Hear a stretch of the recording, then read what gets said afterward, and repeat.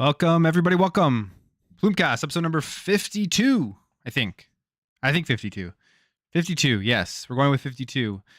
How is everybody doing tonight? I see we already have about 15 or so people here in the chat. Welcome. Thanks for stopping by. Thanks for coming to hang out tonight. How's everyone's weekend going? Is it as hot where you are as where I am? Because it is extremely hot here. Just got back from taking my dog out for a walk and was sweating buckets just from a short walk. How's everyone doing? What's up, Soldier Boy? What's up, Adidas? What's up, Bob? What's up, Void Rat? What's up, Andrew? What's up, What If? So, episode number 52, and we have some interesting things to talk about. We know the big thing that occurred this week. I think I want to go over again because if we go back to some previous articles, but it has to definitely do with The Last of Us and all the debacle going on with the remake and all that type of stuff, and them finally showing off the gameplay trailer. And yeah, is it worth $70 or is it a cash grab? We will get into that. That's one of the topics I also want to talk about. There's an article from Windows Central and Jez about Xbox in Japan and the state of Xbox there. How Xbox and just overall the state of gaming right now in Europe in the latest couple of months or whatever, and Xbox doing very, very well in the first half of 2022, increasing all of their sales. And then anything else we'll jump into, maybe talk a bit about Ubisoft and the delays going on with them, and we'll just hang out, have a good time. But welcome, guys. What's up? What's up, Guardian? Thanks for stopping by. Appreciate it. So, if you guys are new here, if this is your first time watching, I do drink a beer on the podcast because I enjoy playing games and talking about games and drinking beer at the same time. And today I have a Hockley Amber Ale, which I've been getting really into ambers recently. I really like the ambers, so I've been drinking a lot of ambers. And this one, I think this is an Ontario beer. Yeah, Orangeville, Ontario. I don't know where that is, but it's from Orangeville, Ontario. So that's what I'm drinking tonight. Let me know in the comments below what you guys are drinking. Even if it's not a beer, it could be anything. It could be a coffee. It could be a Diet Coke, Diet Dr. Pepper, or a regular Dr. Pepper. Maybe some Orange Crush, some Grape Crush, some cream soda, slushy. I've been having some slushies lately, like back from when I was like a kid. I remember drinking those all the time, and man, those things are good. Oh.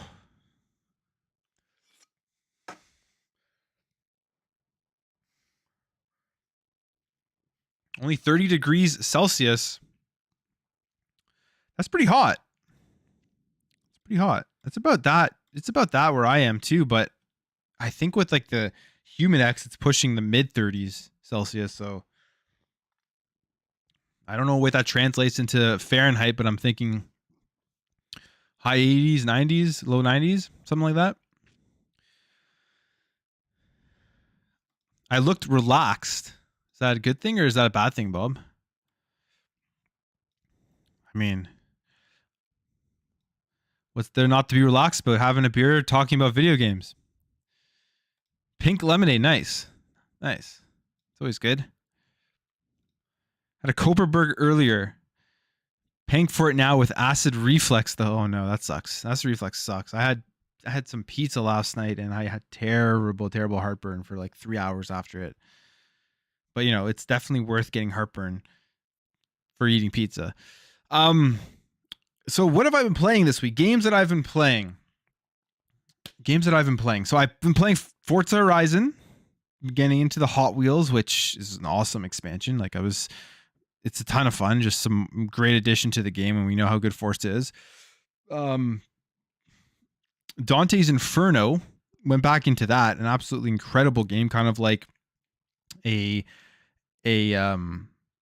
Devil May Cry Bayonetta style of game. I'm surprised that they never made more. I don't think there's a second one, but that is one hell of a game, and it'd be great if they were to somehow revive that. That'd be a great game to remake. I don't know how many people actually play Dante's Inferno, but it is on Game Pass with Game Pass Ultimate through EA Play, because it's an EA title from, I think, Visceral Games or something. Could be wrong on that, but yeah, I think Visceral Games. And one hell of like an action adventure, whatever you call them, like the Devil May Cry style of games. Very, very good. Lots of variety to it. Lots of different powers and different things you can do to take out enemies and upgrades and all that type of stuff. So really fun with that. I'm going through that. And what else have I been playing? I think that's pretty much it. I finished off the Call of Duty Vanguard campaign, which I thought was it's like a pretty average game, but I think Call of Duty Vanguard, I was blown away by the graphics of it. I think maybe that's probably the best looking game I've played in a long time, with that and Forza Horizon. Those two games just look absolutely incredible looking in terms of graphics. And I think that's pretty much it. I think that's pretty much all I've been playing this past week. But yeah, Forza Horizon's Hot Wheels expansion had a ton of fun. I'm going to go through that, probably try to finish off most of the stuff. I kind of like how it's a bit of a smaller map. You feel like you can actually accomplish everything on it. Not that I don't know if I will accomplish everything, but I'm going to try my best. With Forza Horizon as the main game, incredible game, but sometimes I get overwhelmed because there's just so much to do, and I know I'm not going to be able to complete it all, so it kind of gets me there. But yeah, Hot Wheels definitely worth checking out if you have. And it's like, I think you pay when Canadian dollars, it was $40 for the premium, whatever. You get that discount for Game Pass, and you get access to the expansions. And then you can pay like the other package, which gets you all of the cars and all that type of stuff that comes with the premium stuff. But I think with that package, it would have only been worth getting it if you wanted to play early back when the game did come out. So that's what I've been playing. Let me know what you guys have been playing in the comments below. Started Ghost of Tsushima. Looks quite similar to Son of Rome, just more polished. I haven't played Ghost of Tsushima yet. I have it. I want to play it. Game that I've been wanting to play for a very, very long time. Just haven't gotten into it yet. I feel like it's like it has that Assassin's Creed open world feeling to it. Obviously, it's different because there's no you follow the wind in that game, right? You don't actually follow the map, but I mean in terms of like the open world, going and taking out bases and stuff. But yeah, I gotta play it. I haven't played Ghost of Tsushima yet. I think I will love it. Have I tried Stray yet? No, I haven't tried Stray. Have any of you guys tried Stray? I forgot to mention, I'm playing As Dusk Falls as well. I'm on to the second part of it. I finished the chapters 1 to 3. Honestly, As Dusk Falls is a cool game. Personally, I know this may be a controversial opinion, but I don't consider As Dusk Falls a video game. I think it's like an interactive movie, essentially. There's like no gameplay in it. There's very, very, very, very, very little gameplay. So I don't know. It's a cool story. It's entertaining, but I don't really consider it like a full-fledged video game. I don't know. That's the way I see it. But it's cool. I'm gonna play through it. I'm actually playing through with my wife. So the fact that there's that co-op in there that you can play through, and that your decisions kind of have to be on the same page for certain decisions, and then if you choose different decisions on certain parts, it does like a randomize, and you have a 50% chance of getting it right if you're only playing with one person. But I think you can play up to like 6 or 8 people or something like that. But yeah, the story is definitely intriguing, and I will end up probably just finishing it just to see what happens. But Stray I have not played yet, which I know everyone's been arguing over Stray. There's been like the console wars on Twitter. It's been hilarious because I'm going through my Twitter feed, and you know how Twitter just randomly puts out stuff on your home feed, even if you're not following people. In the last week, it's literally been just grown adult men fighting over a cat game. My mind was blown that there was these grown men literally arguing over a cat game, and doing the console war stuff over kittens walking through a video game. I just mind blown on that one. But yeah, I probably will check it out. I heard it's very short, like 3 hours. So might as well. I do have PlayStation Plus Extra. Might as well take advantage of that membership and download it and play it. Oh, I always forget. As I'm thinking about what I've playing, more games pop up that I played this week as well. I started Sifu on the PS5. First time I've launched my PS5 in a long time. I started Sifu, which is a great game. Great game. If you like beat 'em up brawlers, like action games that are difficult, but not crazy difficult that you won't get through, with a really cool like graphical style aesthetic and based in China, in like in the atmosphere that they have going on there. It's a really, really good game. It's a shame that it's locked to PS5 right now. I really hope it does come to Xbox. So I feel like that's one that Xbox, once it does make its way out to other platforms, that I think it will, that you can get that game onto Game Pass. And I highly recommend checking it out. If you have a PS5, I definitely highly recommend checking out Sifu. I got the Vengeance edition of it. So it's like a little package. It's cheap. Well, it's cheaper. It's not full price, but it comes with like an art book and some art cards and stuff. And it's just a really, really fun, great game. So yeah, if you have PS5, I highly recommend checking out Sifu. I play so many games during the week. Sometimes, generally I go through week unless I'm like really focused on one big like RPG or something, and I put all my time into that. Which right now we're in the summer, and most of the games, there's not a huge release right now, so I'm going through and I'm just trying to get through a lot of my backlog and playing just random stuff on Game Pass. I play so many games during the week that when I sit down to do Plumecast, I don't know why it's so hard for me to remember everything, but it eventually comes to me. So yeah, I think I've played like 3 or 4 different games this week, which is, I mean, the advantage of Game Pass, also the advantage of owning all the consoles. You get to try everything out. Okay, let's go through some comments here, and then we'll jump in to the first topic. Been playing Lost in Random. Nice. That game looks very interesting. Very interesting. Are you liking it, Carolina Gamer? Shadow of the Tomb Raider looks amazing on 4K monitor on the Series X. I bet it does. The game looked amazing when it came out on the Xbox One and the PS4. Not to promote games, but Battlefield 2042 is so much better now. I played on the Xbox Series X. That's good to hear.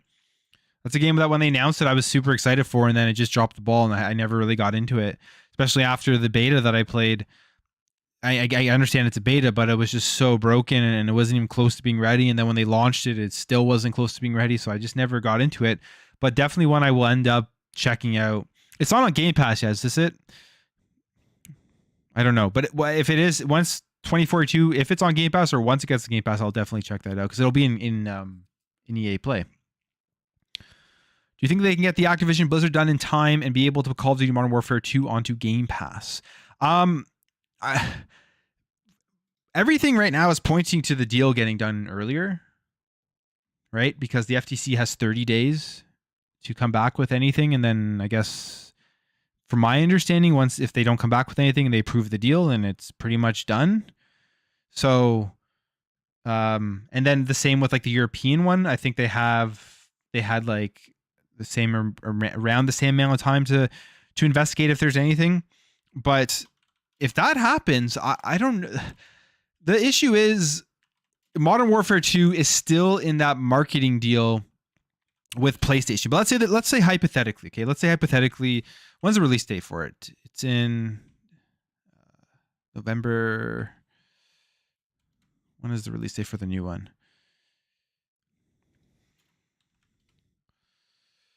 The 28th of October, 2022. So let's say hypothetically this deal somehow closes by the end of September. Okay, let's just say that. I think that Microsoft, Xbox, if this is something that they are willing to do, which I don't see why they wouldn't be willing to do it unless there's some crazy legal backlash behind doing this. I say you just say, screw it. We're breaking the contract. We'll pay PlayStation whatever amount it is that will cost us to break it, because for Microsoft, it's probably not that much money. It's probably pennies for how much money they have and how much cash flow they have, and you put that game into Game Pass. Essentially, they could do that if the deal closes. If they're just willing to break that contract. Because I don't know what's in the marketing deal. Maybe the marketing deal specifically says Call of Duty Modern Warfare 2 cannot be in any subscription service for a certain amount of time. But if it doesn't say that, maybe they can just put it in, because the marketing deal, from what I understand, it covers like the early access to the beta. I don't know if if PlayStation's getting any early. I don't think they are getting any early content this time, but in previous Call of Duties, it was like early DLC and early getting maps earlier and stuff like that. So maybe there's none of that in the contract, and they can just continue to honor the marketing deal with PlayStation and then put it into Game Pass. But I think they should. I think they should try, especially because there's no big first party Xbox Game Studios game currently coming out this fall, and or like a God of War style that PlayStation has. So I think you put Call of Duty Modern Warfare 2 into Game Pass this holiday season, I think it'll be bigger than any other game that comes out. I just do. I think it'll be much bigger than God of War, just because Call of Duty is just a much bigger game in general. So yeah, I think they should do it, and I think they will. Honestly, I do. I think they will if they can close the deal, of course. Is it a visual novel at least? Are you talking about As Dusk Falls? It's like a visual comic book, I'd say, and you have choices. There's just not enough gameplay. Like, I know it's a stupid, like people always like to argue back and forth about this type of stuff when it comes to games. Is like, what is a game? What isn't a game? Like, everyone has their own taste and all that type of stuff. And I agree with that 100%. I don't care what games people play, but to me, there's got to be like a gameplay threshold in a video game to consider it a game. And I just don't even think As Dusk Falls comes anywhere near that. Like, having enough gameplay to be a video game. There's just not enough. Like, there's QTEs that happen a few times in each chapter, but like they're so basic, they don't change, and it's almost possible to fail them, especially if you're only playing with a couple people. If it's not on Game Pass, I won't be buying it full price for a COD game. Sorry, I gotta reread this. If it's not on Game Pass, I won't buy it, not paying full price for a COD game ever again. I think that's a big decision a lot of people are going to have to make this year, which is going to be the hardest decision of them all, because I think this is going to be the biggest Call of Duty release ever, just because of the title that it is. And it's going to come to Game Pass eventually, but there's going to be people like myself. It's one of those games that I have so much nostalgia for back on the Xbox 360, and that I played so much back in the day, that it's going to be super hard for me for it to come to Game Pass. But I know I probably should, because it will. And it may even be coming a lot sooner than like 6 months after it's released, just whenever this deal closes. Playing Final Fantasy Remake, just got 100% completion. It was a fantastic game. It is a fantastic game. I enjoyed it a lot. Too bad it's we don't know why it isn't on Xbox right now. But if you can play it on your PS5, go play it. It's great. Or it's on PC now, right? Or is it? I always get that mixed up. Is it on PC now, or is it coming to PC? But eventually it is. So, all right. Okay. So, lots of games being played. But I'm going to jump in here. Just give me 1 second.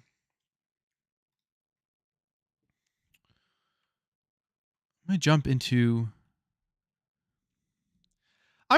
the biggest thing this week has been about The Last of Us remake. Now, yeah, this is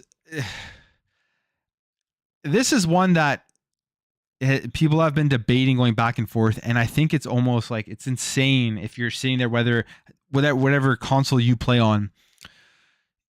If you're defending this right now, to me, it blows me away, just because I guess if you've never, the only way I can see people not really fully understanding, grasping how ridiculous it is what Sony is doing with The Last of Us remake is if they're brand new to the franchise. They don't care. They just want to be able to play the single player experience. It's the first time they've really ever heard of The Last of Us or ever really gotten into the franchise. Then I can get like, okay, maybe you're really, really excited for this. But if you, for a lot of people, because the first Last of Us did very, very well, and it was a huge game, one of the greatest games. I would say the first Last of Us, in my opinion, to me, for the longest time, and it still is, it's one of the greatest games ever made in terms of a narrative and everything. I absolutely love The Last of Us Part 1. I didn't get into The Last of Us Part 2.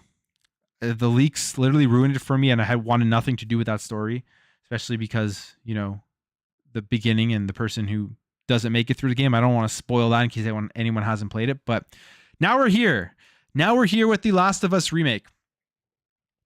And people have been going back and forth on whether this is a cash grab. So this was back on July 9th. Okay. This is a tweet here from Robert Morrison, who is an animator at Bend Studio, and they're working on The Last of Us Part 1 remake. And we'll get into all the Bloomberg article after, but he says here, it's just a cash grab in quotations, because that's what people are saying. And he says, actually, it's the most meticulously built and crafted project that I have ever seen or been a part of in my entire career. The highest level of care and attention to every detail possible. And he goes back and forth in the comments. People are talking about the price. And he says here, the price of the game is out of my control and worth is subjective to each individual. You can decide for yourself if you want it or not, which I completely agree with.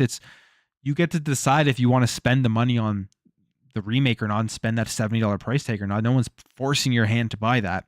We're adults, or people buying the game generally are adults. So that's your decision to make. And it goes on to say, all I'm saying is I am in awe of the work that an amazing group of people did on the project. A tremendous amount of passion was put into it. And you know what? The developers probably did put a lot of passion into it. And this is a big project for them to remake this game. We saw the actual trailer.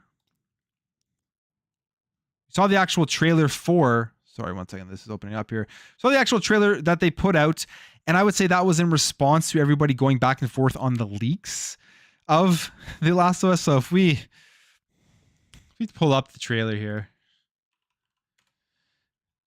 And one of the funniest things that I found from that trailer, because they say, I like how they're like, he says, yeah, it's meticulously crafted and all of that type of stuff, which I believe that, I mean, it is. It does looks much better than The Last of Us Part 3, but I'm looking at it and I'm like, the upgrade from The Last of Us Part 3 is worth like the $70. But there are a few, there's a tweet that I saw, which I find hilarious. And one of the things, because they showed off, let's go here. They showed this off, right? And this was the one of the scenes that they showed redone, and you can see like graphically looks stunning, but what is going on here? Where did all the NPCs go? There's literally no NPCs. It's just Joel and Ellie running through here, which to me is mind-boggling. And even like you take a look at like the sign on the building doesn't seem to be there. The light, all that stuff. I don't know if it's just not completed yet, but there's like little things like that when people are going back and looking at like how great the graphics are upgraded and everything. Yeah, they look great. But when you see stuff like this, that again goes to the narrative that it's cash grab for the money, and that sure, it looks better, but there's a lot of things missing from it. And when you take a game and you tear out one of the biggest parts of the first Last of Us was the multiplayer, and then you're charging $70 on top of that, and you're not adding gameplay improvements. Like there was another thing I saw where they showed the leak of the controller layout, and there's no crouch or nothing. In fact, here it is. My no dodge, no prone in The Last of Us Part 1 remake. My disappointment is immeasurable, and my day is ruined. So they haven't added any gameplay stuff to this. It's essentially the exact same thing. So a lot of people are upset about this. A lot of people are thinking that this is a cash grab, and I 100% think this is a cash grab. And this isn't the fault of the developers. This isn't the fault of the people that got put on this game. Because if we go back here, we'll go through this article again. This was an article back in 2021. I think it was about a year ago. Or, okay, a little more than a year ago, but April 9th, 2021. This was a Jason Schreier article, which when we talk about Jason Schreier, not everybody's favorite journalist. A lot of people think he's very biased, and I think at times that he could definitely be extremely biased.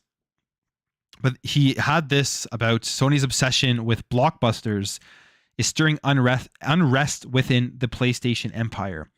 And this was back in April 2021, and now we're really seeing it come to fruition. So he says here, Sony Corporation's Visual Arts Service Group has long been the unsung hero of many hit PlayStation video games. The San Diego-based operation helps finish off games designed at other Sony-owned studios with animation, art, or other content and development. But about 3 years ago, a handful of influential figures within Visual Arts Service Group decided they wanted to have a more creative control and lead for game direction rather than being supporting actors on popular titles like Spider-Man or Uncharted. So Michael Mumbauer took over the direction of Visual Arts Service Group in 2007, recruited a group of 30 developers internally from neighboring game studios to form a new development unit within Sony. The idea was to expand upon some of the company's most successful franchises, and the team began working on a remake of the 2013 hit The Last of Us for PlayStation 5. But Sony never fully acknowledged the team's existence or gave them funding and support needed to succeed in the highly competitive video game market, according to people involved. So this is where it all starts. So it's these guys that they've worked on Sony games and been a big part of deciding like getting these games out there worth the quality that they are. They wanted more creative control. They wanted to be completely funded.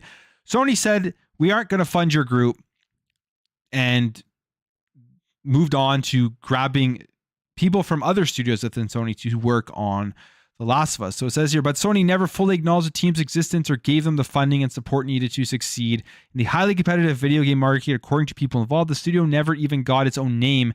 Instead, Sony moved ownership of The Last of Us remake to its original creator, Naughty Dog, a Sony-owned studio behind many of the company's best-selling games. So yeah, they moved it to Naughty Dog.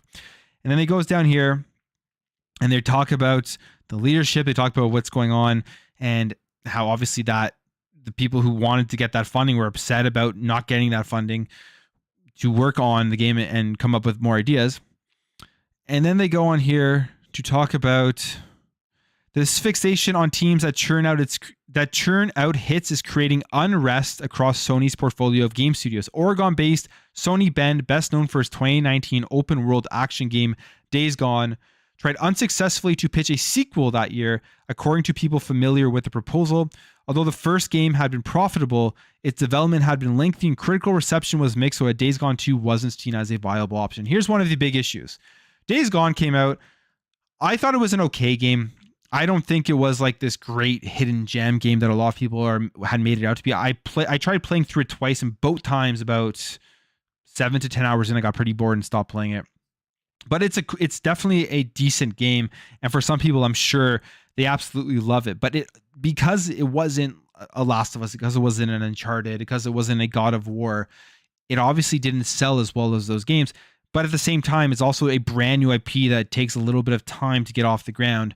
So instead of allowing them to continue to work on that concept, because Days Gone 2 could have been something absolutely just incredible, there was a good foundation there, they didn't allow them to work on to Days Gone 2. Instead, they want them to focus on stuff that is guaranteed to sell very well, aka a Last of Us remake.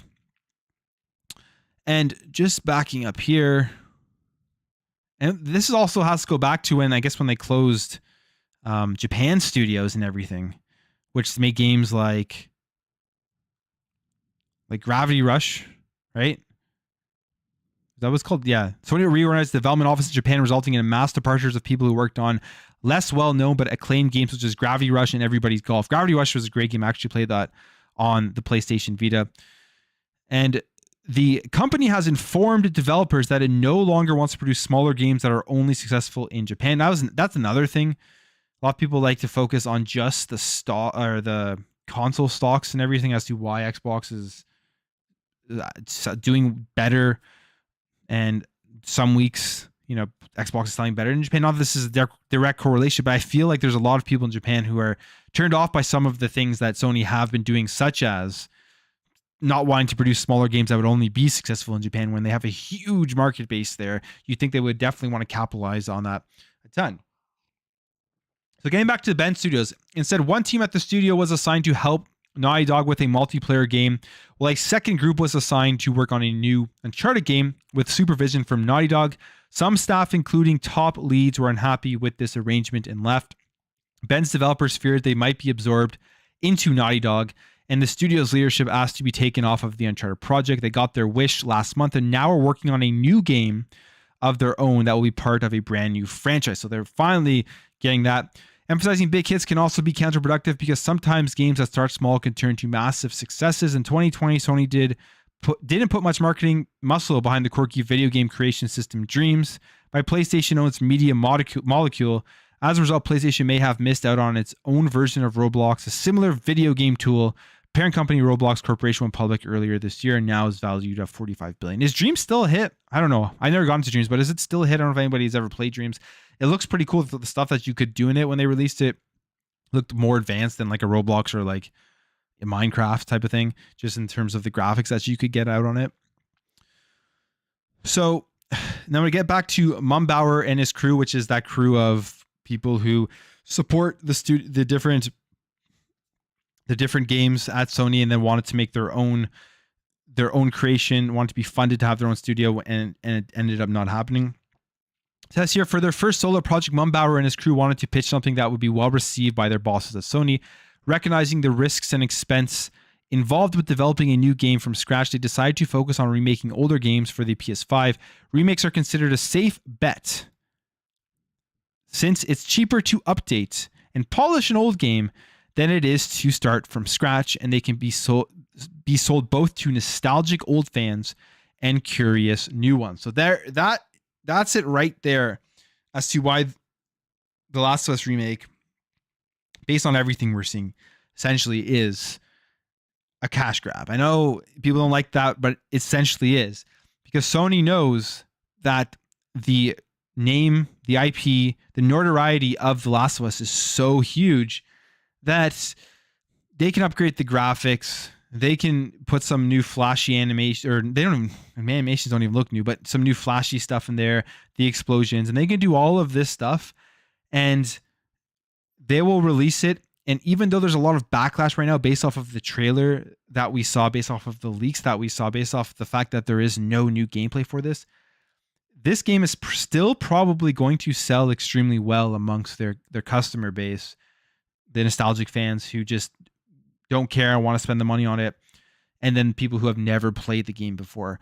And if that does happen, if the game sells really, really well, which I think it will, I know there's a lot of backlash on Twitter, it's going to be more of the same, I think, coming from Sony down the line, because they're going to look at those numbers, and it's going to be Jim Ryan's virtuous cycle that he's going to be able to continue to show people, show investors, and say, hey, look, my strategy of the virtuous cycle of not putting games into a subscription service and doubling down on our blockbuster IPs over and over and over again will make us the most money right now. And that's the issue at the end of the day, because everything that we've seen from The Last of Us Remake, it's not good. I mean, that's the way I say it. It just isn't good. And you see people out here trying to like defend it. I mean, there were the leaks, and this guy here works at Naughty Dog, vice president of Naughty Dog. He says, leaks really suck, especially when we're right on the cusp of an asset drop. It's disheartening and frustrating to teams who have put their hearts making awesome things for our fans. That being said, here's a deep dive into what's new for The Last of Us Part 1, including some gameplay. Then they showed off the gameplay, and yeah, the graphics look great. But in my opinion, it essentially kind of confirms what the leaks were talking about, which is that there's no gameplay. So they're just putting a shine on it. They're remastering, I guess, the remaster, and then they're going to release it at $70. Now here, the biggest thing of all with this is that if they did this game, they released it at $40 or put it into PlayStation Plus Premium or something, I don't think anybody would have an issue. But the fact that there's no new gameplay and they cut out the multiplayer, and people are always trying to make reference to like Skyrim, because Skyrim, how many times did that game get released? And yeah, I agree. Like Skyrim, it gets annoying when they keep releasing the same game over and over and over again, because they know it just makes the money. Like even the anniversary edition, there was new content in there, but essentially it was the same game. They didn't take any content out of it, and the price, and it was in Game Pass, and two, correct me if I'm wrong, but the anniversary edition wasn't a full price game, was it? I don't remember it being a full price game, or the one that just came out, or you could pay a little bit just to upgrade it. There's like, I don't know, there's so many other games out there that get remade and then they resell it at cheaper. Like I'm thinking about the Crash Bandicoot Insane trilogy. It had 3 games in one. And then you think about the Spyro Reignited trilogy or whatever. Again, I think that was like 3 games in one. All of those games, those are all remakes. Like those were done by Toys for Bob, and you can really see the huge graphical update in those games. They didn't cut content, and then they didn't sell it at a $70 price tag. And that's the biggest issue here with The Last of Us Remake is PlayStation knows that they have fans that are going to go out there. They're going to not care about the fact that it's essentially a cash grab and that Sony's taking advantage of their fandom and charging them $70 on it. And if everyone goes out and buys this game and it sells extremely well, what's going on here in this article is going to continue to happen. You're going to see teams that want to make a sequel to a new IP, such as Days Gone, a team that wants to get funded to come up with new creative stuff. And Sony's going to say, no, we need you working on the big name titles, remakes of other games, remakes of Uncharted, remakes of older God of Wars, all that type of stuff. And that's where it's going to go. So it'll be extremely interesting to me to see how well this game sells, because I think that's going to be the kicker as to what this is for the industry. Because if this does sell very well, it's I don't know. I think it's a bad thing for the industry. I think it's a bad thing for PlayStation, for their fans, because it seems like they're not going to be getting newer stuff.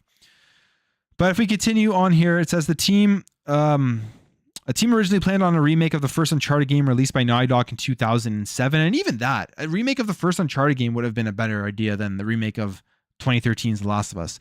That idea quickly fizzled because it would be expensive and require too much added design work. And that makes sense. A 2007 game versus a 2013 game that came out at the very end of the life cycle of the PS3 that already looked great. It probably doesn't need nearly as much work to upgrade that as you would need for the 2007 Uncharted. Instead, the team settled on a remake of Naughty Dog's 2013 melancholic zombie hit, The Last of Us. At the time, Naughty Dog was in the thick of development on the sequel, The Last of Us Part 2, which would introduce higher fidelity graphics and new gameplay features. If Mumbauer's crew remade the first game to have a similar look and feel, the two games could be packaged together for the PlayStation 5. In theory, this would be a less expensive proposition than remaking Uncharted, since The Last of Us was more modern and wouldn't require too many gameplay overhauls. Then, once Mumbauer's group had established itself, it could go on to remake the first Uncharted game and other titles down the road. But pivoting from doing finishing work for other games to making your own is difficult, since original development teams are competing against hundreds of other teams from all over the world with varying levels of experiences and success. So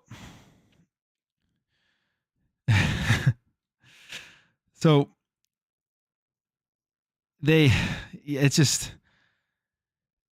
thought making, when they mentioned they're bundling the two together, which they essentially could have done. And instead of bundling a Last of Us remake and The Last of Us Part 2, like imagine they could have come out with The Last of Us remake and probably gotten away with it more right now if this game released in September and it came with The Last of Us Part 2. You would have gotten both games in one package. That would have maybe made people less upset over this. But that's obviously not what they did.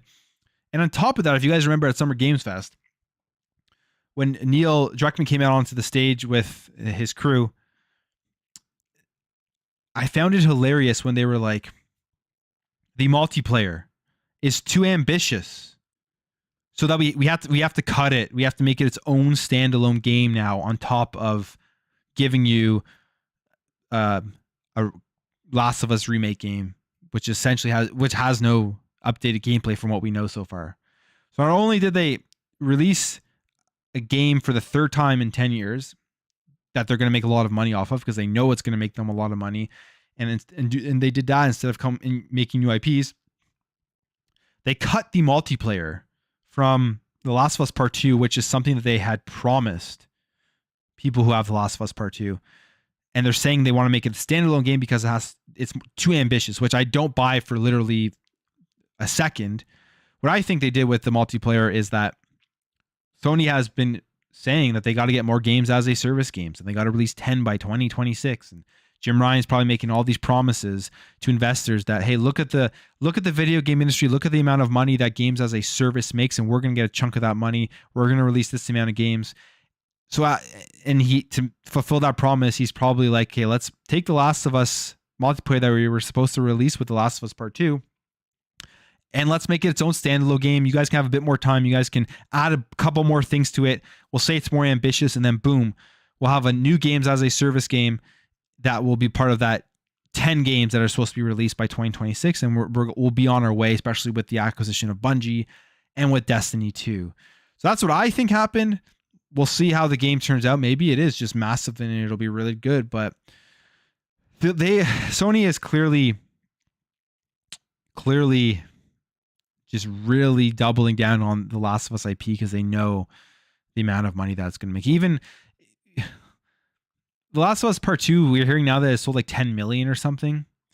Some people think that is enough. I think it was Colin Moriarty who was saying that he was surprised and that isn't that many copies for such an important or popular IP, which I was kind of surprised too. But there was so much backlash with The Last of Us Part 2 before it came out, just with the story and everything that got leaked. And then now this is getting leaked, so we'll see how it affects this. But I mean, if they sell 10 million copies of this remake, I feel like they will be okay with that, because it's the third time they're releasing it.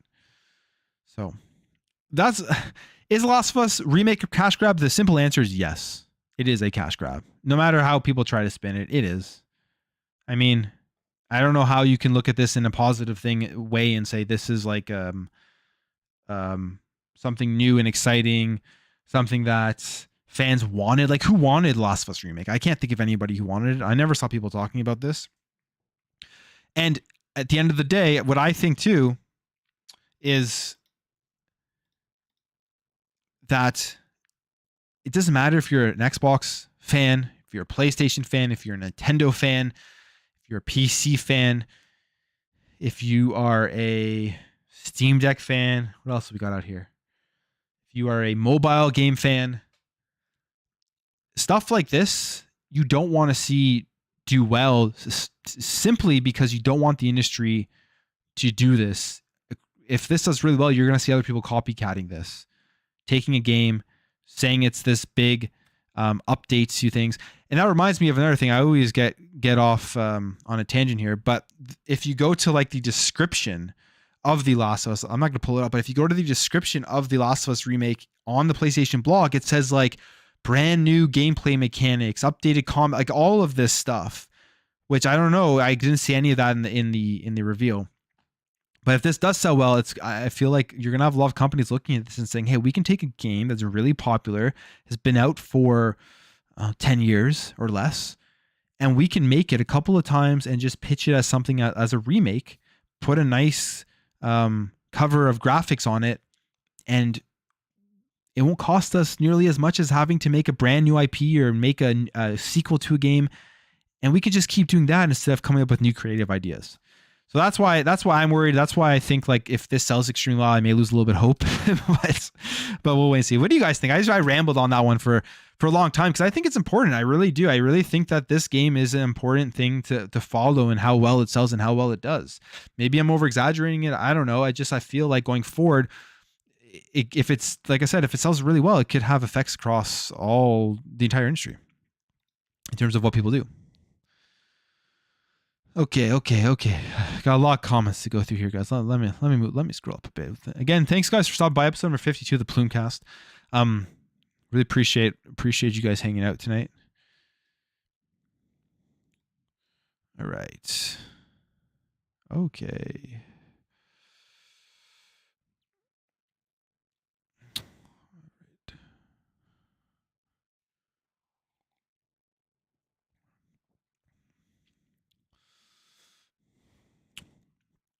All right. Complete cash grab, it should be $50 at the highest. I agree. 100% I agree. According to PlayStation fanboys, you will play the same game over again. I mean, they're going to be playing it for a third time. And you can make that argument again with Skyrim, but I already said, like, with games like Skyrim, with other remakes that have been put out there, they don't cut content from it, and they sell it for a lower price. The issue is $70. We're taking away half the game, and you're just getting a graphical upgrade. It's insane. All right, Happy Call Gamer. I don't know if I've missed you, but if you're still here, thanks for stopping by, and have a good night. I've never played it. I'm not sure how I feel about it. Well, it's a great game. Don't get me wrong, it's a great game, but I don't know if it's worth $70 for the remake when you can literally just go and buy the PS3 version or the remaster version for much cheaper. Honestly, that's what I would recommend you do. No, I don't want that one there. One of the best story games ever, but gameplay was basic at best. Yeah, no, I agree. But one of the greatest stories I think in video games ever made. Honestly, I would go as far as the first one. The second one, again, I didn't play the second one, so I could be kind of a hypocrite on this. But I saw all the spoilers. I saw the storyline. It just wasn't for me. I didn't want to sit through it. I would have bought the Last of Us remake if it was done by Blue Point. Interesting. Why is that?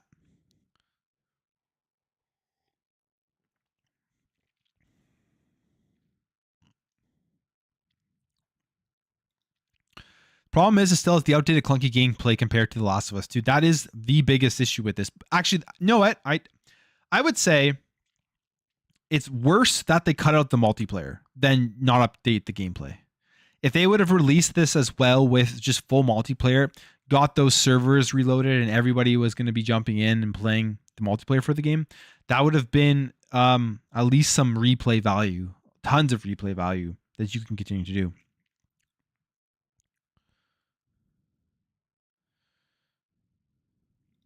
PS5 can't handle all those NPCs.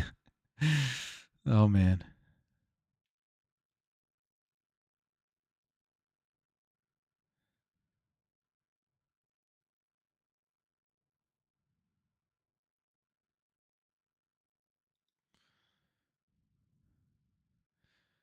Like you already had the previous game to go to. It's like copy of my homework meme. Yeah. I don't care what they do to remake it. It still isn't worth $70. In fact, I don't think any game is worth it. Is any game worth $70? I think that was like a topic of discussion. I think like all the value of games are intrinsic. Like it's all up to you as a individual. Would I pay $70 for certain games? Yes, I probably would. Just because I love video games, and sometimes you have that impulse that you can't control when it comes to a game that you really want to play. But games have, you look at the game pricing history. I think there was times back on like the older consoles when there was cartridges where they were like higher than $70 or at least around this price. So it's not like the pricing right now is this extreme price that we've never seen before. It is definitely higher than it has been for what 2 generations now, because PS3 and Xbox 360 games were $60. PS4, Xbox One games were $60. Xbox Series and PS5 games were $60, or still are $60 for a lot of them. But then you have Sony charging $70. You have sports games charging $70 for some odd reason. Like $70 for a yearly release, crazy. But there's still lots of games that are $60. So yeah, it's definitely higher than it's been in a very long time. But I think I could be wrong on this, but if I remember correctly, I remember seeing like older ads of like Super Nintendo games or NES games where games were around like 70, maybe even higher, maybe like 89.99 in Canada at least, like $90, something like that. So it's not like out of this world, but also back then it was cartridge based. So there's a lot more material that they had to put in to ship the game. Whereas now you get a disc with a license key and no manual or nothing in the box. So that's it too. They've reduced these games. This is one thing in terms of the actual package of itself. The game companies have managed to reduce the cost of that and charge more for the product, but obviously costs way more to make games today. Hey Plume, did you play Jak and Daxter? Native PC version looks fun. I did play Jak and Daxter back on like the PS2. I did, yeah. Great game. Great game. Shadow of Colossus is Japan studio, yeah.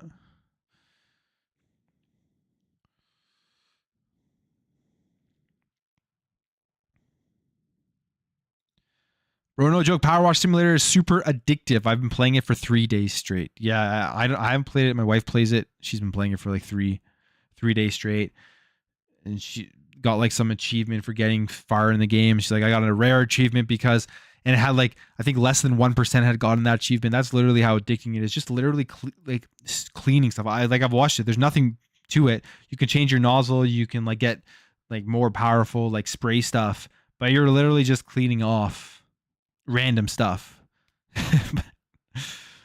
People like it. People like it. People like it.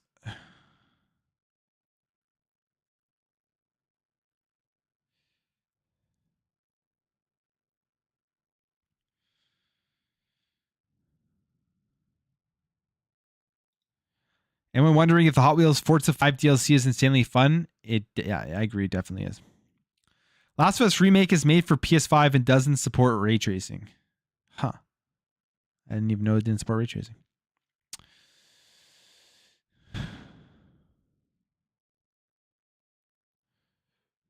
Plume, would you cover the topic outside of Minecraft?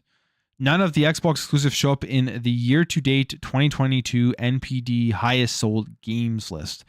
You mean the most recent one from July? I think I covered that last week on the podcast, unless there's a new report out that I haven't seen.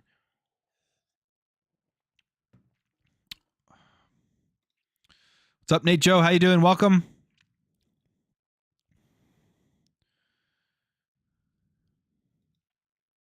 I don't think it's strange, though. They didn't add anything like maybe an extended campaign or alternate ending.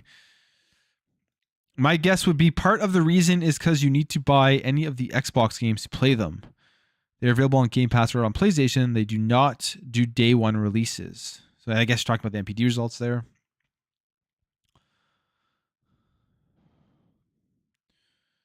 All right.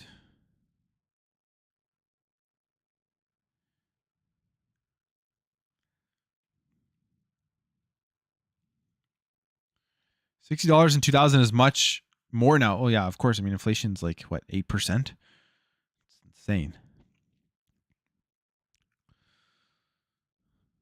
Okay.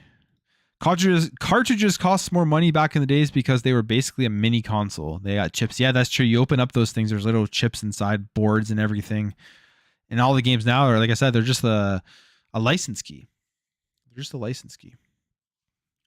Some discs I think have more than that on it, but yeah. But yeah, $70. But I guess again, it's like the thing that's their biggest difference is, I'm assuming, it just costs way more to make games, but at the same time, like there's inflation, there's wages have gotten higher. I don't know. It all generally works out in the end, but the gaming industry itself, like if you think about it back in the 90s compared to where it is now it's mainstream. When I was growing up playing video games, it wasn't mainstream. It was like you were like the nerd playing video games. Even when I was in high school, I was like, you were a nerd if you played video games. Now I feel like if you go to high school and you don't play video games, you're a nerd. Like you're the weird one, because it's just so mainstream now. Everyone plays video games, which has been a good thing, but also it definitely has hurt it a little bit in terms of like it being so business. It's being so, they're just going to put out whatever makes them the most money. And I mean, this Last of Us Remake is an example of that. So, but more people play, more games come out. You have just way more content to discover and to play, and more people to play with, more communities to get involved with, all that type of stuff. So there's like pros and cons to it all. All right. So Last of Us Remake, I guess play it if you are, if you're going to play it, that's cool. But I guess most people would agree that it is a cash grab, and it goes with the strategy that Sony is doing and Jim Ryan wants to do. And that virtuous cycle that Jim Ryan always talks about could be reinforced if the Last of Us Remake sells very, very well. And you may see a lot more of this stuff. Like maybe you'll see a God of War 2018 remake in 3 years with ray tracing. Or a Spider-Man. You're going to see a Spider-Man remake on the PS5 with ray tracing. Like the 2018 They've already done Spider-Man. They've already done the remaster. Oh, that's going to be it. Spider-Man, the first one, they've done the remaster for PS5. They're going to do a remake soon because of how well that sold. What was that, like 20 million plus copies? Naughty Dog has gone down on my list of the best PlayStation studios. They used to be number one back in the late PS3s, early PS4. Now Insomniac, Santa Monica, Guerrilla, Sucker Punch all four are ahead. For me, Insomniac is the best studio at PlayStation. They make, in my opinion, the best games. They make the most fun games. The games I enjoy the most. So for me, Insomniac is number one, then everything else kind of like falls down under it. but that's just because I like more like gameplay based games over just the big story stuff. But yeah, everything Insomniac puts out is great for me. Like Ratchet and Clank, like Spider-Man, like Sunset Overdrive back on the Xbox One, which was one of my favorite games of that generation. It's just a shame that it didn't sell well. But yeah, I mean, all their studios make great games. Okay, so let's jump over here. Let's talk about the state. Let's load up here.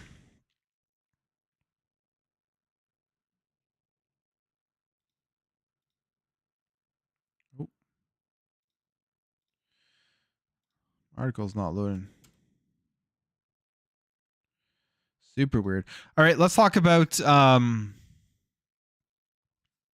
the gaming industry in Europe. We've talked about sales in Japan. We've talked about the MPD results in the US. Let's take a look at some of Europe, which I mean, let's look specifically Germany and I think how Xbox is doing as well in here. So we'll go over here. So it's an article from GameIndustry.biz. Elden Ring, Pokemon Legends Arceus drove European sales during the first half of 2022. So 76.1 million games were sold across Europe during the first 6 months of the year, a rise of 13.5% over the same period in 2021, which I mean would make sense. More consoles, more install bases, more people are going to be buying games. We've seen with the MPD results that it's actually the industry has dropped, and a lot of that has to do with just, I think, things opening back up and not people being forced to stay inside and play video games. So less money is going to be being spent. But in terms of games, I mean, if you've went out, there's tons of consoles being sold. You're going to want to spend money on content for that device, for that ecosystem that you're on.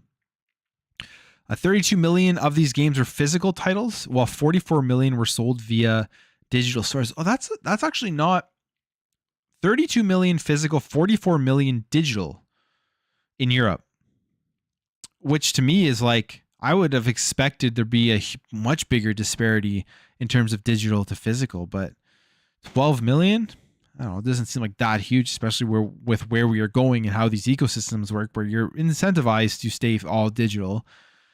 Just with the subscription, with discounts, like the big sales, like you have the Xbox Ultimate sale that's going on, all of that type of stuff, all the time, just being thrown into your face when you log on. So I'm surprised it's to me, it doesn't sound like that big of a gap. The physical data covers all sold in a box, while the digital data covers from mainly AAA game developers. Okay, so then it's not including with digital like indies and stuff like that, I guess. And that's with Nintendo being a notable absentee. The biggest European market for game sales was Germany. With nearly 15.4 million games sold over the first 6 months of the year. Sales up 13.6% compared with the same period in 2021, followed by the UK with 14.3 million. So I would have thought UK would have been number one, but they're number two in the European market for games and sales. The UK market is up 2%, and then France with 10.2 million. At 12.1. So Germany, UK, and France are the top three countries in Europe, in the European market, in terms of game sales. The market growth across Europe is driven by some major new game releases. Elden Ring was comfortably the best-selling title of the first 6 months of the year. And of course, I mean, I don't know how much that's even going to change over the next 6 months of the year. Although it must be noted that Pokemon Legends Arceus in third place doesn't include download sales because Nintendo doesn't share its digital numbers. Yeah, because Nintendo's digital infrastructure is, I mean, they have the eShop, but like, I don't know. That seems just their overall, Nintendo is always far behind when it comes to any sort of digital ecosystem and all of that. I think you still have to have a friends code on the Switch. Just crazy to me. Therefore, the Switch game may have charted higher, although it has some ground to make up to trouble Elden Ring. Nevertheless, in terms of physical sales only, Pokemon Legends was number one. Okay, I have Pokemon Legends physically. Nintendo Switch games tend to skew more towards the physical retail market compared with games sold on the PlayStation, Xbox, and PC. That makes a ton of sense. In terms of countries, things varied quite a bit. Elden Ring was number one game in the UK. Pokemon number one in Germany. and France, and FIFA 22 dominated the first 6 months in Spain and Italy. Yeah, that's it's like FIFA's so big, such a huge title. I wonder how that's all what's gonna happen after this year's FIFA when it's not called FIFA anymore, how that affects their rights. And I think I read that it's not going to affect them that huge in terms of the amount of teams and players and licensing they get for all that. But I wonder who's going to take on that FIFA name, because they're going to definitely try to sell to somebody. And there's eFootball, there's FIFA, which is just going to be called EA Sports Football or something after this. It'll be very interesting to see, because my entire life it's always been FIFA. So it's going to be a change as to who's going to get that license. In terms of the digital physical split, we must discount all publishers that do not share digital data. Companies like Nintendo and only include countries that share physical retail data. By doing that, we can see that over 68% of games sold during the first half of the year across Europe were downloaded. Okay, makes sense. In the UK, 76% of game sales were digital. In Germany, 67% of games were downloaded, while France, 63% of sales were downloaded.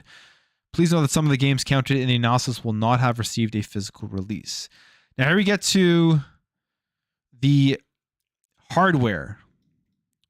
Hardware is the big thing right now, right? In terms of how Xbox and PlayStation are selling. Xbox outselling the PS5 for the beginning of 2022. And a lot of this has to do with stock shortages. A lot of this has to do with people just wanting it because of the ecosystem and just Game Pass, all that type of stuff, all of the value within the Xbox ecosystem. So across tracked European countries, it's been a tough year for console sales, with just over 2 million machines sold across European countries. This excludes major markets of the UK and Germany, and a drop of over 21% year on year, which I think. Okay, so yeah, that's taking a huge fall. 21% drop in terms of console sales. That's a big drop, probably something they do not want to see. This is primarily due to the lack of stock availability for PS5, and PS5 sales are down nearly 44% for the first half of the year. Crazy. 44% drop year over year on PS5 sales. Stock has to do a big part of it, but that means that they are just not sending enough stock over to Europe. Sending less, I guess, compared to other places in the world. Sorry, I gotta get this.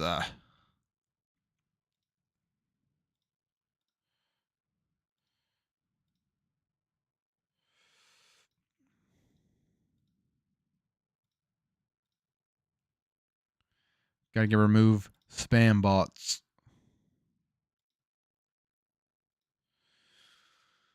Oh, what's up, Sireblow? Yeah, I don't know. YouTube just sometimes doesn't send my notifications out. Who knows? I'm sure you're not the only one. The most popular remains the Nintendo Switch, which enjoyed a sales rise of 7% over the same period. I mean, Nintendo Switch still selling so well, which is nuts. Like, it's been out since 2017. I wonder when they're going to be making an upgrade on that, if they are actually going to be making the Switch Pro, which people continuously circle around for their videos, and then it just never happens. Meanwhile, the Xbox Series S and X also enjoyed a sales improvement of 9% over the same period last year. So PS5 down 44%, Switch up 7%, Series X and Series S up 9% over the same period. So it's crazy to think. So the Series X or Xbox, when they launched this generation, they have that ecosystem, right? They have the fact that you can play anywhere. If you can't get a console because of stock shortages, to them, it's not as big as a hit as it is for the PS5. You can log on to your PC and still get into the ecosystem. You can get it on your phone too. And not only did they have that they didn't have to worry about the consoles as much, they also are somehow producing more consoles, it seems like, in terms of the fact that they're up in sales and they're selling literally everything. A lot of this probably, again, has to do with their strategy of the Series S and X having that lower end SKU where they can produce more and get more out there, which is showing to be a very, very good strategy as it continues to sell well. And even there was a week in Japan where it outsold PlayStation, and the Series S sold more than the Series X because no one could get the X, but people still wanted to get into Xbox, so they bought an Xbox Series S. So the Series S, great strategy, and I mean the ecosystem, they're profiting off that and off of just being able to produce more of these consoles and send them around the world.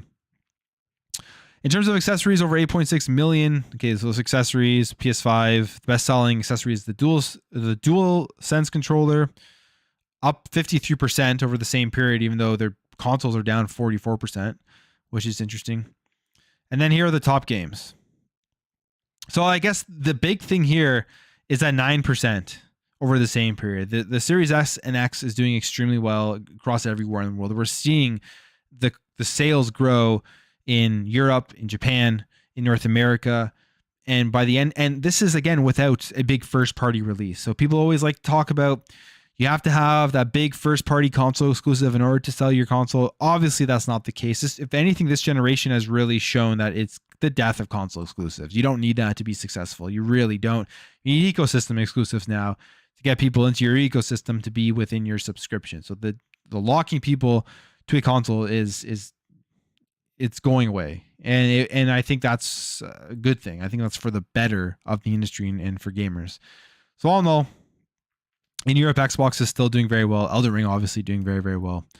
And yeah, just a quick sum up of that. So we've seen over the last couple of weeks, we've seen the Japanese numbers, we've seen the US numbers, and now we've seen Europe. But let's jump over here to some of the comments.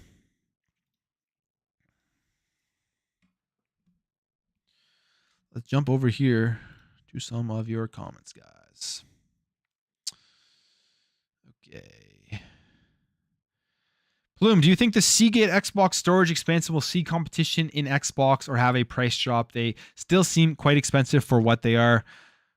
I don't know. I'm losing hope on that one. Honestly, when they first announced the Seagate expansion, I was like, okay, it's expensive, but like it's super convenient. You literally just plug it in. It works really well. But I was thinking, you just got to wait. You got to wait a couple years, a year maybe. Well, I mean, we're only going through a couple of years, so maybe my hopes failing too fast, but you're just going to have to wait a little bit, and Xbox is there's going to be third parties that compete with it. Because like essentially like a memory card, right? We haven't seen it yet. We haven't heard anything about that yet. The price rarely drops. So maybe because the consoles are still so scarce that the demand is still so high, they don't need to drop the price of anything because people are still demanding the consoles, and they're probably still demanding all the accessories that go with it. Like if we were going into year 2 right now and you could walk into a store and there were Series X and S's on the shelf everywhere and they weren't flying off the shelf, you probably see those things drop in price. You probably would see them trying to bundle them to push like more bundles with that type of stuff. So even there's bundles now, but it's with like an extra controller. So I don't know. I'm still hoping. My fingers are still crossed that they will be reducing because I don't even have the Seagate expansion yet. It's still to me it's like what? How much are they? $300? I'm not willing to spend that on a card. I have my external hard drive. I just transfer games, or I'll just delete it and download it. The download speeds this generation are just they're fast, like way faster than they were last generation. So I just download games or delete them and then re-download them. Spider-Man is about to sell a whole lot more in PC and Steam. 20 million number is about to go up a lot more. Yep, they are. Spider-Man's gonna just sell insanely on PC. You're gonna have people buying this game for like the third time. They bought it on PS4, they bought the remastered, and they're gonna go buy it on PC. So yeah. It's you know what? We like to knock PlayStation with the cashback thing, with the remake thing, but from a business perspective, it's brilliant. It really is. Like as a gamer, it sucks, but from a business side of things, it's a genius move. Just keeps reselling the same game because the IP is popular. The cost of putting it out again is way, way cheaper than making a brand new game from scratch. So your profit margin is just so much bigger, right? Like you're making so much more money. Why not if you're a business? That's the thing people got to keep in mind too, is like, yeah, if you don't want this stuff to happen, you shouldn't be buying the game. That's the only way you're able to affect this. Like going on social media, bitching, complaining about everything, and then the game comes out and it sells 20 million copies, nothing's going to change.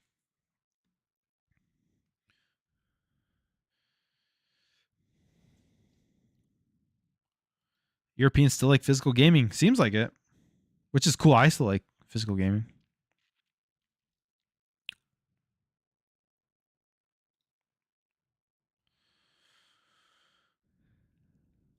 It's scary how well Nintendo games sell with physical alone. Those numbers would double with digital. Just proves the fan base would buy games no matter how shitty the platform is. I mean, the platform, like their online digital like platform is terrible compared to what else is out there, right? But people still, it's a different. I feel like it's just a different demographic. The Switch, it's like it's definitely more children based, definitely more kiddie based. It's definitely more, I would say, casual based. So, you have that's probably a part of it too. They even and their games are cartridges now, and there's a lot more content on those. The one thing about Nintendo is there are games out there that you have to download extra stuff, but I think there's like a disclaimer on the box.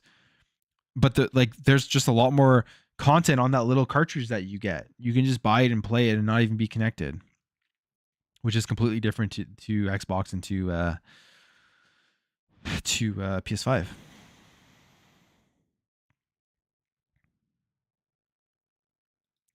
Isn't Sony going to have a massive restock of PS5s in the winter around God of War release?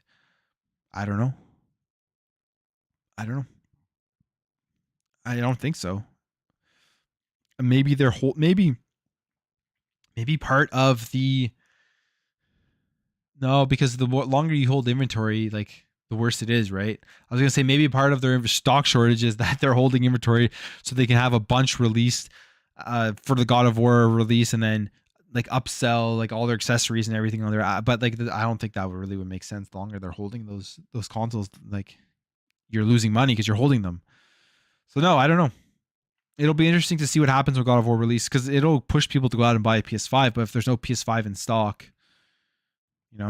that's why you put that game on PC day one. Imagine they put Ragnarok on PC day one. They'd be rolling in it. Day one, they'd be rolling in it. On Steam, it'd be insane. So I don't understand the. I wonder why they wouldn't do that. Not surprised about the PS5 sales. We know Sony front-loaded production and had jumpstart on the availability over Xbox, but in terms of production, they are handicapped by the PS5 design. Hey, we may see a redesign of the PS5. I think we will, in terms of a slimmer version, if they can get it out there for cheaper. Just simply reducing the amount of plastic on that thing will save the money. How relevant, though, will Xbox console sales be once the TV dongle app, Samsung TV thing comes in? I mean, the Xbox console sales, even right now, people look at them because I think more so than anything, people are seeing the sales of the consoles and all of this preconceived like notions they had about how the video game industry works, where they still thought that you have to push like first party, lock it to a console in order to sell a console. That's all gone out the window. It's all gone out the window because Xbox ecosystem play their games anywhere and their consoles are still selling very well. So are the console sales relevant? Yes, just because it's another way into the ecosystem. Yes, because it's selling very well with the strategy and how open their ecosystem is. But it isn't their main source. It's just their main source is Game Pass, no matter where you're into it.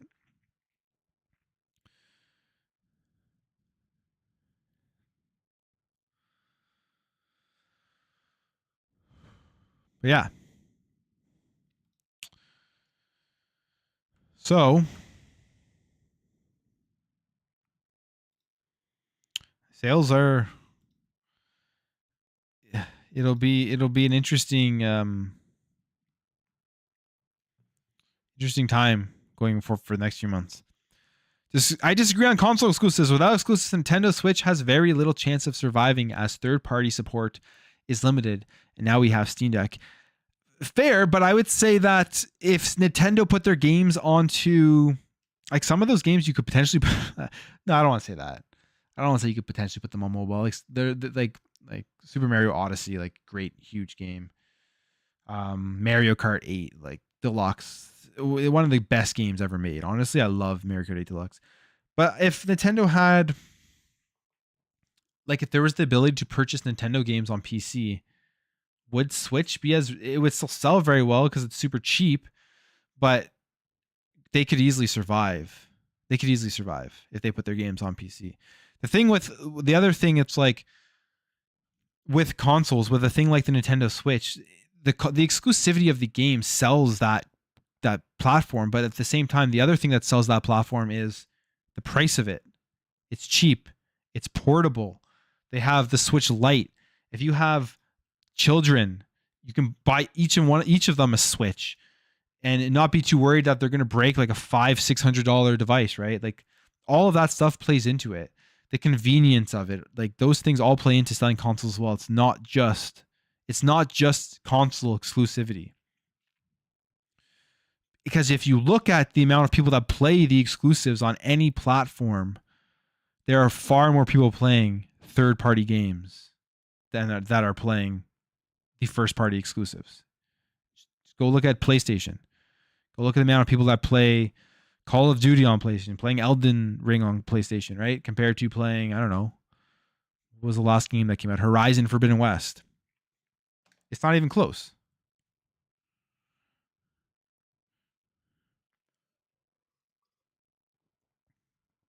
All right. Let's jump over here to the last article I want to read through and talk about, and it has to do with the state of Xbox in Japan. Because we are seeing Xbox very much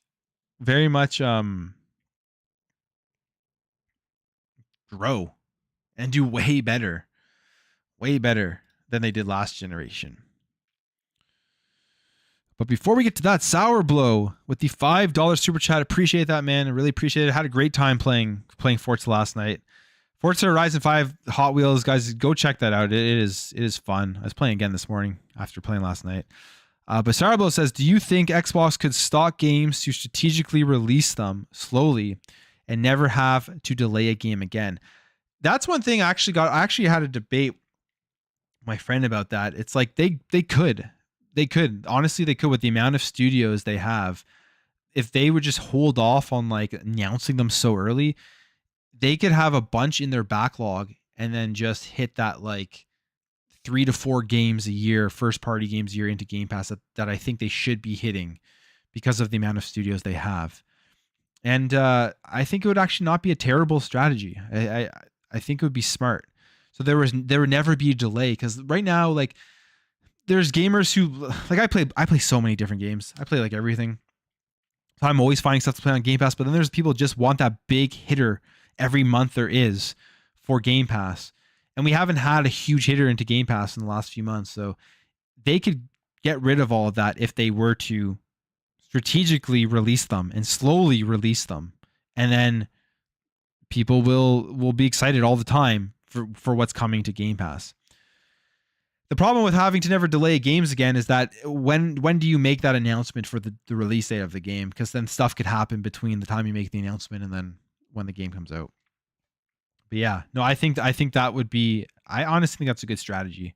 I know if it's a game you've never heard of, you as the consumer, you wouldn't have no idea that they're holding these titles until it's guaranteed that it's going to hit that release date. So yeah, I think they could. All I have to say is I think they could. Right.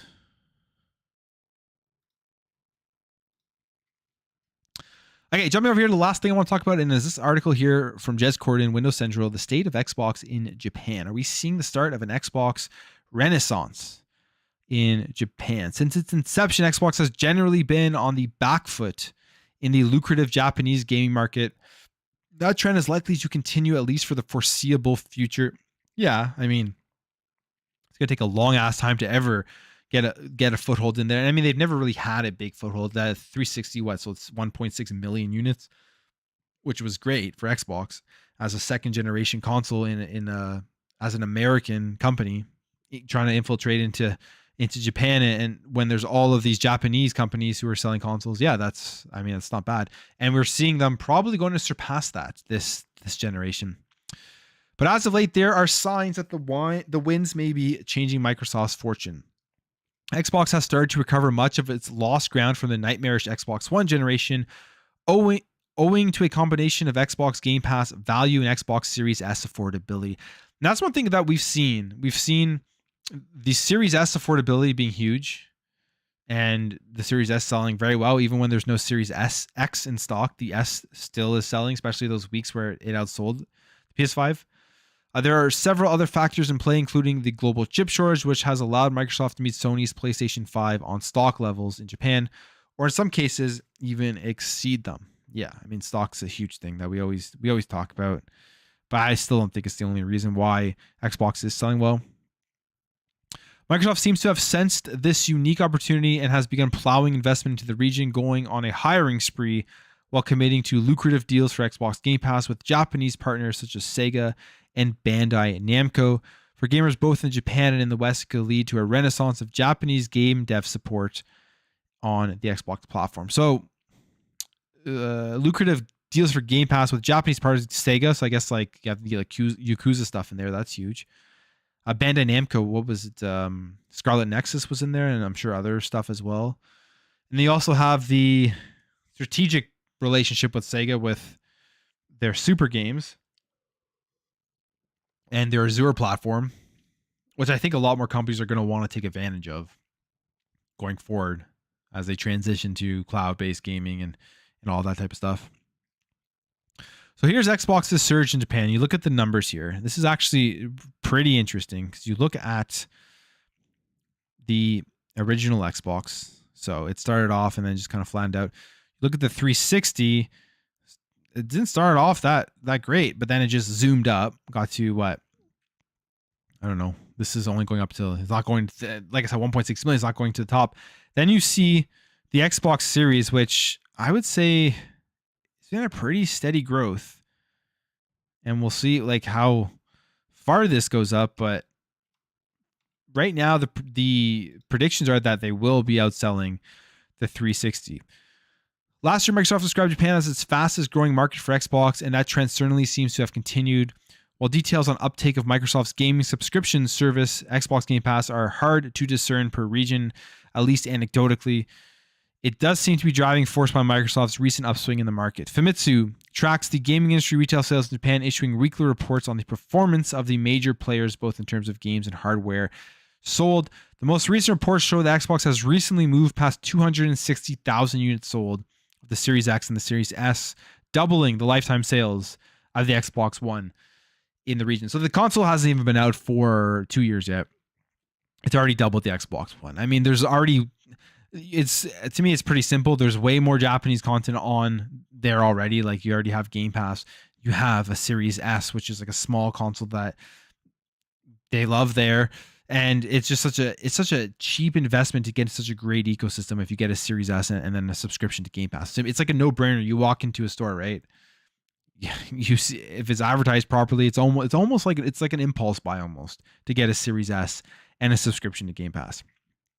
While it's undeniable growth for the platform, it's still absolutely dwarfed by PlayStation and Nintendo, of course. The Switch and PS5 have sold millions of units between them. Generally, beat Xbox in a week-over-week sales chart too, although supply constraints have occasionally given Xbox a sales lead over PS5 in recent months, and therein lies some of the opportunity here. And with that thing with the supply constraints and Xbox outselling a PS5 over a couple of weeks, I would say like if there was no PS5s, let's say the Xbox One, replace the Series with the Xbox One, and there were no PS5s, people wouldn't go and buy an Xbox One. They just probably wouldn't buy anything, or they would just, I don't know, buy a Switch or whatever. So just wait. But there's so much more attraction to the Series X and the Series S, so it isn't just the supply constraints, in my opinion. The Xbox One generation may have been uniquely devastating for Microsoft's chances in Japan, with absolute rock bottom support for Japanese games, both from first and third parties. The 360 generation boasted titles like Lost Odyssey and Blue Dragon. Yeah, those were huge. And there was a bunch of those. There was like the Square Enix stuff. the Square Enix had a couple of exclusive 360 games, like The Last Remnant, I believe. There's another game that was big. I think I even still have it, but there were exclusive Xbox 360 Japanese games on the 360, which you don't see. You didn't see on the Xbox One whatsoever. And there was also like I've watched videos where people go to Japan and they go to like their game shops and you could get like these exclusive like shoot 'em ups, like all these like arcadey style exclusive Japanese games for 360 that were exclusive. I know I think I just said exclusive like 8 times there, but you just don't see that. You didn't see that with the Xbox One, and maybe you'll see that with the Series console. I don't know, but I don't think that's happening, at least not yet. But that'd be cool to see that stuff be brought back to like the 360 generation where they had those styles of games. The 360 generation, Odyssey and Blue Dragon. Well, more recently, Xbox has struggled to grab support from even the biggest publishers like Square Enix on games like Final Fantasy VII Remake and Final Fantasy 16.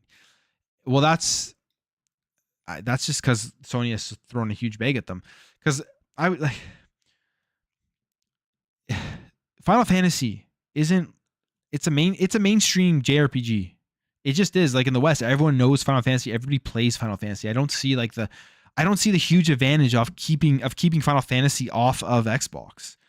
It's gonna sell well on PlayStation, no matter what. Like, and it's gonna sell extremely well on Xbox. It's not like they're gonna lose money by producing Final Fantasy for an Xbox by releasing a version of it. They're not. They're gonna make more money off of it. That's literally just because PlayStation has just thrown a bag of money for them to be like, okay, well, I guess whatever money we were going to make off of Xbox, we don't even have to do work for it, and we're just going to get a bag of money. Microsoft has been fighting back. Games like Yakuza, Like Dragon, Danganronpa, Octopath Traveler, Dragon Quest 11, Scarlet Nexus, and legendary Xbox holdout Persona. Persona is here now, or here soon on the Game Pass, are either already on Xbox or are coming soon. Microsoft has also partnered with smaller developers to get games like Gunvolt 3 and Aiden Chronicles 100 Heroes on the platform, with even more Japanese titles hitting the upcoming Xbox games list. So this is great because these are all Japanese games. These are all going to be popular in Japan. What I want to know is how is this going to affect Game Pass? Because we don't know the numbers. Or at least I don't think we know the numbers of subscribers in Japan. And some of these games are already out there, like Yakuza Like a Dragon, Danganronpa, Octopath, Dragon Quest, Scarlet Nexus. Persona isn't. Aiden Chronicles Rising, which is the smaller game that they made off their Kickstarter, which is a great game, by the way. I would 100% go check it out. I beat it. Great game. But this is like the main one, the turn-based one, I believe. And then Gunvolt 3. And there's also not on Game Pass, but a game like Soul Hackers 2, which is coming to Xbox now. It'll be super interesting to see how that stuff affects the ecosystem. And I would love to know how many subscribers on Game Pass are in Japan, not just console sales, because how many people in Japan are streaming with xCloud through their phone. Like they love the mobile gaming over there. You can see that definitely with the Nintendo Switch. How many people are streaming? I would love to know that. Microsoft knows it has more work to do, though. Sometimes simply throwing money at a problem isn't enough, which is why Microsoft is investing more than ever in local Japanese operations to help cultivate and build those important business relationships and gain deeper insight into the Japanese games industry and its culture.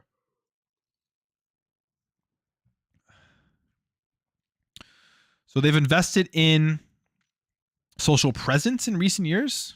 Okay, I guess this is, oh yeah, I haven't seen this. Have I seen this? I may have seen this. I don't remember. But this is their cloud gaming commercial. Did they not have any ads of Xbox during the Xbox One generation? I feel like it would have been a waste of money. But yeah, this is great. Look at, they're highlighting Dragon Quest builders there. Oh yeah, and then the cloud stuff. Yakuza. So yeah, I mean, that's good. One of the biggest things I found that was the issue with the Xbox One. Well, yeah, no, 100% from the beginning of the Xbox One generation, right from when they announced the damn thing, the biggest issue I would say was the marketing. Like it was the marketing. It was terrible. They had such a terrible marketing strategy with the Xbox One. even just not explaining like what Don Matrick was trying to explain or do with the Xbox One, because you take a look at consoles now, you take a look at where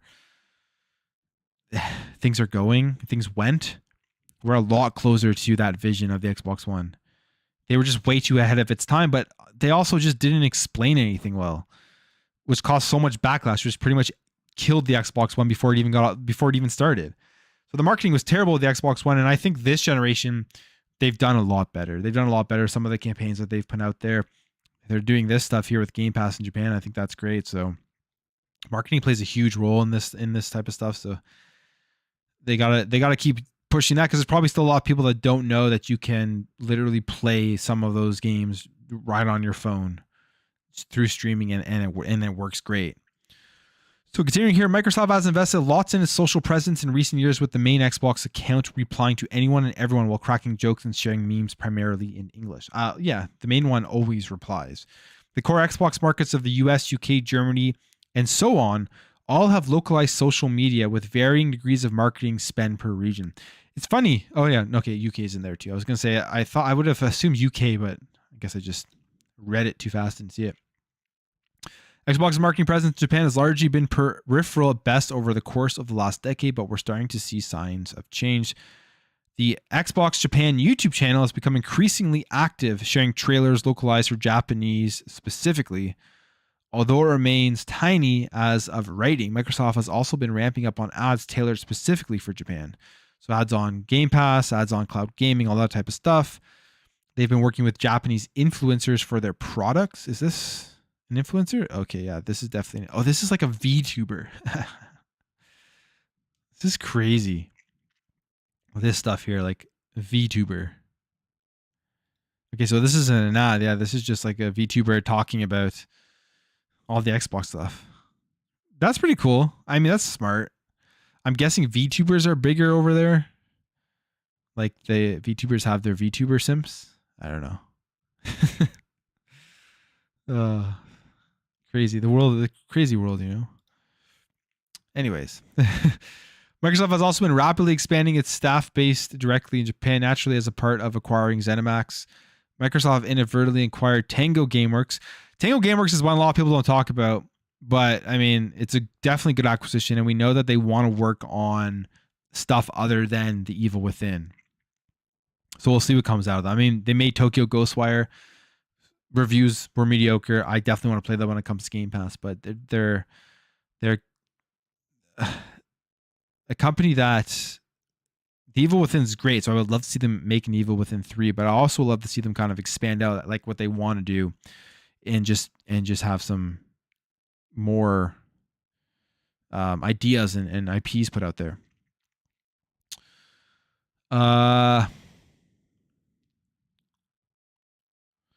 What else? Even beyond Tango, Microsoft has been hiring producers, content directors, and managers of all stripes specifically for the gaming division in Japan and the wider Asian markets. To the role of director of Japan Creator Partnerships has been open for a couple of weeks. Okay, so they're hiring more people to work in Japan. Now the to-do list. The do list. So I guess Jez contacted some people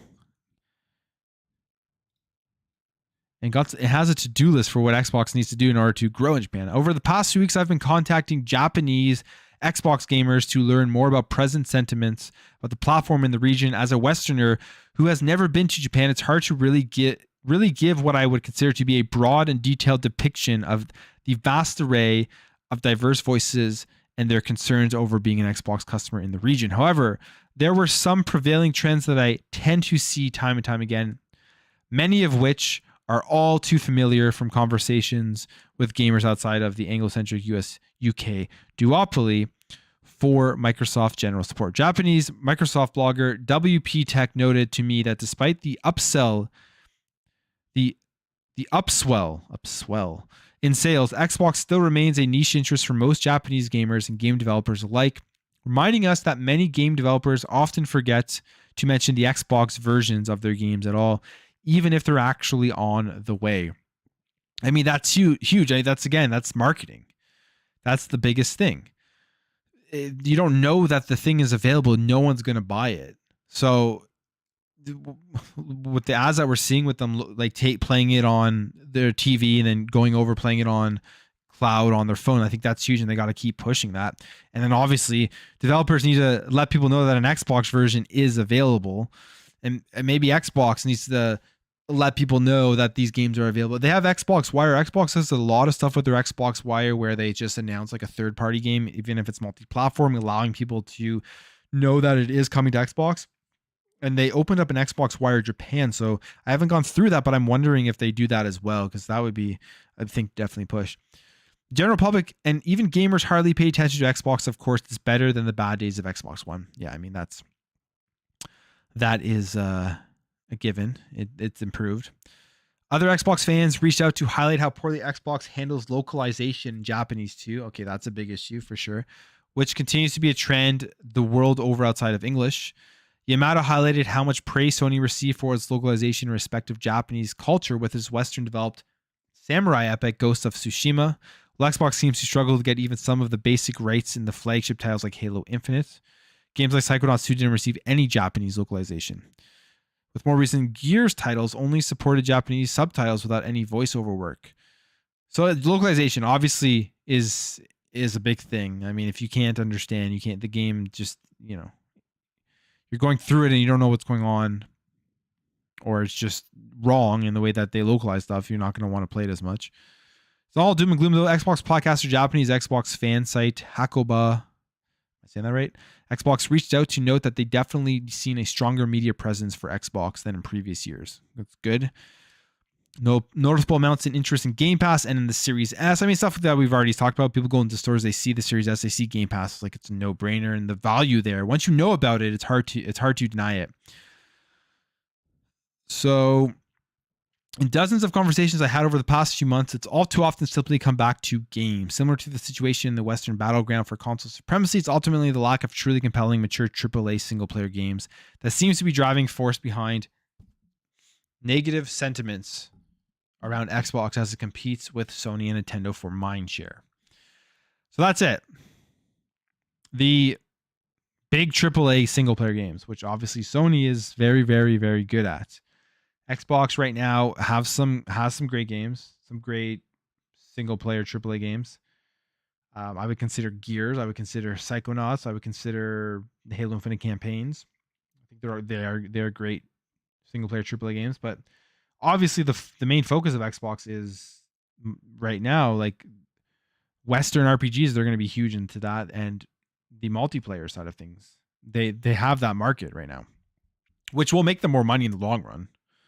The games as a service and the multiplayer stuff, but the big AAA stuff that Japanese gamers wants obviously aren't hitting it for them yet. Forza and Flight Simulator were both cited as some of the best Xbox games that were driving satisfaction for Xbox gamers in Japan. Interesting. Okay. So the rare opportunity is they can improve. They got to get more marketing out there. They got to get people to understand what's available for Xbox in Japan, and they got to start releasing their big first party AAA games and get a big single player AAA experience. Like they have to compete with at least one title similar to like a God of War, similar to like an Uncharted. Get a studio to make that. I mean, there's still lots of games in the pipeline coming, but Xbox in this generation is doing way better in Japan than they did in the Xbox One, which isn't very hard to beat. I mean, they've already outsold it in a year and a half. So we'll see how it ends up, but I predict that by the end of this generation, they will outsell the 1.6 million units in that they sold in with the Xbox 360. So that's Xbox. That's the state of it in Japan. Doing better. Lots to improve upon. What do you guys think about this? Raichi, $4 super chat. Appreciate it, man. Appreciate it. Don Matrick, they called me a madman. TV, DRM. I hate to say it. Like, Don Matrick, yeah, he did a bad job with the Xbox One, but I think it's like his ideas and everything that he had going. We're even starting to hear about like, is Xbox going to buy Netflix? which is literally what would literally be exactly the vision that Don Matrick had.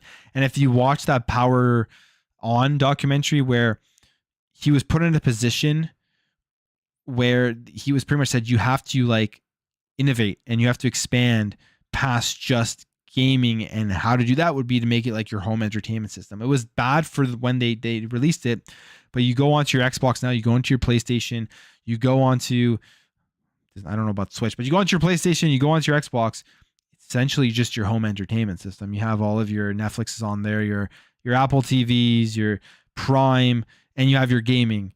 So where Don Matrick wanted to go in 2013, we're essentially there now in a way. So he wasn't too out of his mind, but yeah, the marketing for what he wanted to do was just terribly, terribly, terribly done. And it's really hard to recover, even with like the DRM stuff that they went back on, which we are there now, essentially. They just approached it and how they announced it in a bad way. And PlayStation took advantage of it, especially with that video that they made with like how to share games, which it was hilarious. It was a hilarious video. All right.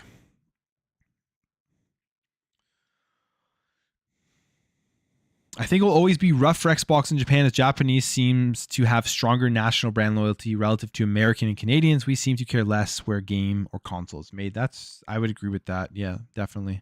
That could be definitely a roadblock. They're moving in Japan.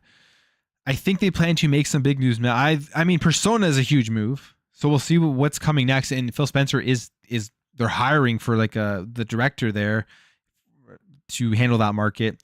And Phil Spencer has literally since the launch, since before the Series X and Series S was launched, he was saying he was embarrassed about how Xbox did in Japan, that they need to improve it. So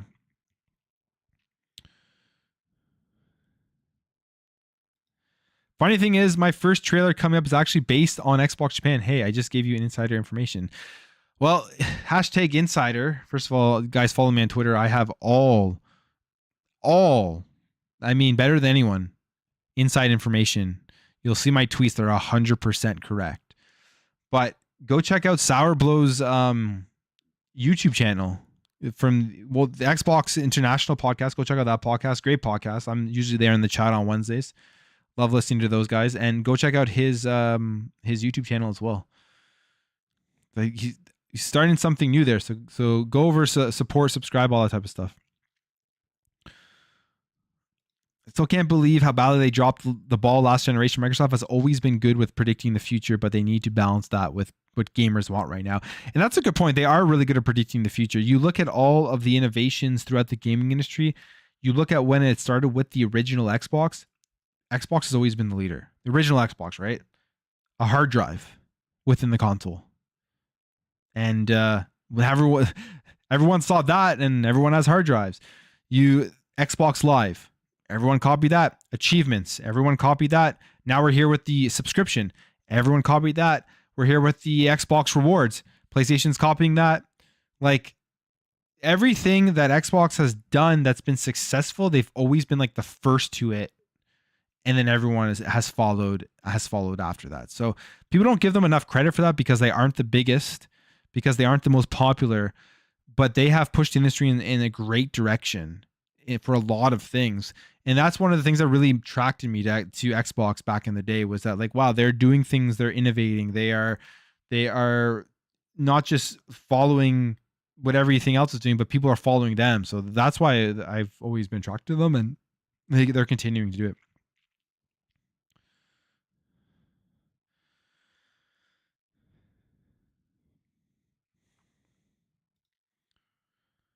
What's up, Josh? No problem. Thanks for stopping by. I am going to be ending this soon, but thanks for jumping in. I'm doing good. How are you doing?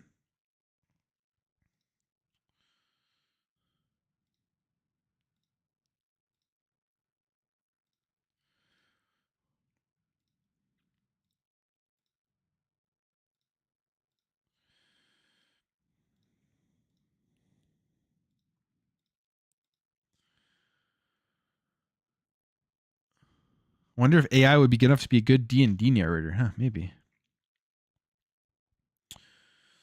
But yeah. just those three things this week I wanted to talk about. Another episode of Plumecast.